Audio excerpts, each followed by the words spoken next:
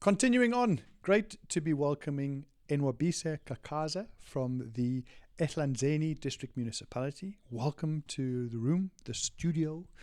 Are you enjoying yourself? Are you having a great time at the Esri User Conference? Yes, thank you, and thank you for having me here this afternoon. No, it's my pleasure to welcome you into this space.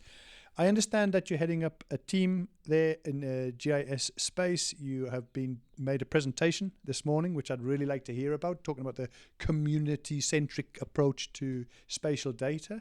Tell us a bit about your presentation this morning and how that ties into the work that you're doing within your team back at base. Okay. Head of Corporate GIS Services within Ehlanzeni District. That means all the departments within Ehlanzeni, they become my client, and we also support our local municipalities. So my presentation this morning was actually focusing on the work that we've done for one of the departments within the municipality, which is called Community Services. Within Community Services, we have a unit which is called Environmental Health Services. So we have developed an application for them that they use in terms of inspection of business premises, and also that they use to capture information that they do when it comes to water sampling. So the department is legislated in terms of the inspection of business premises to ensure safer communities out there. So part of their mandate is to inspect those business premises that are out there. You'd remember that last year we had a disaster, a national disaster, where we had death cases in the country because of foodborne. And then a contamination because of the pesticides, how the food was stored within the different premises. So this team is responsible to go to each and every business out there and inspect how the premises are actually being conducted, how the food is stored, is the food still within the correct expiry date. They are not handling any contaminated food within their premises. So what the team does, they go out to each and every business on the ground. What they used to do in the past is to carry your clipboards.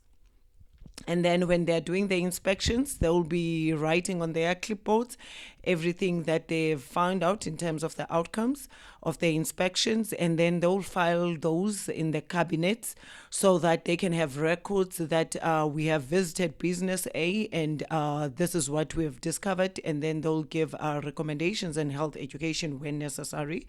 So what we have done as a GIS department is to develop an easier solution for them that they use when they're doing the inspections. They are no longer carrying clipboards. They're carrying their cell phones or the tablets when they're doing inspections now. Progress. Yes, progress. And actually, the information that they actually do when they're on site doing the inspections, their database is live. Immediately when they're done doing the inspection in particular business A, they upload the information into the system. Management that's sitting in the office with immediate effect, they can pick up a business premise which is not complying at that particular day when they're doing inspections. They can pick up the number of business premises that have been inspected in that particular day, which has made life easy for them in terms of response, because it becomes more of an early warning that business A and business P, there is non-compliance. That means with the immediate effect, certain health education needs to be done, or if there's a need to close down the business, they also close down the businesses. So they are not limited to private business. They also deal with government institutions, your hospitals, your clinics, and all that. They also inspect those. And then also they do some water sampling to ensure that the drinking water that the community is consuming is actually of good quality. Then we have a laboratory services inside the district municipality. So the water samples that they collect from the different sampling points, which is some are water treatment works, your boreholes, your reservoirs, some from the taps within certain institutions, they go to our laboratory and then they will do some analysis. And then immediately when the results are out, they are uploaded into the system so that the environmental health practitioners can get to see the outcomes. And immediately, if there's any alert of E. coli or coliform, then immediately they deal with treatment of that water and informing whoever is the distributor of water in that area, so that we minimize the cases of your diarrheas and your choleras in the area.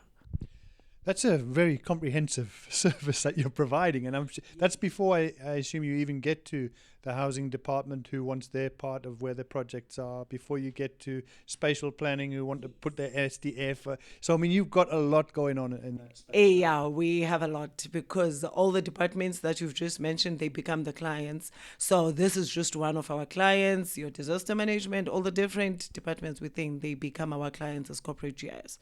So we try and provide them with solutions that are GIS based that will make their lives much easier and be more efficient in doing their business. Well, more strength to you and the team in that regard. And I mean, from what you've seen, you've obviously given your masterclass this morning. I hope it was well received. Did you get any feedback from it? Yes, it was well received. We did get some feedback actually just before this session. I was coming out from the session. There was good feedback and interest on what we are doing. Fantastic. Well deserved, I'm sure, based on what you've described here. What has inspired you and the team? What is the things that you, when you go back, you will be saying, these are the things that we need to think about and enhance the service delivery and service offering that you currently have? Okay, the improvement in the technology. One of the things that I always look forward to the conference, our industry revolves quite very fast.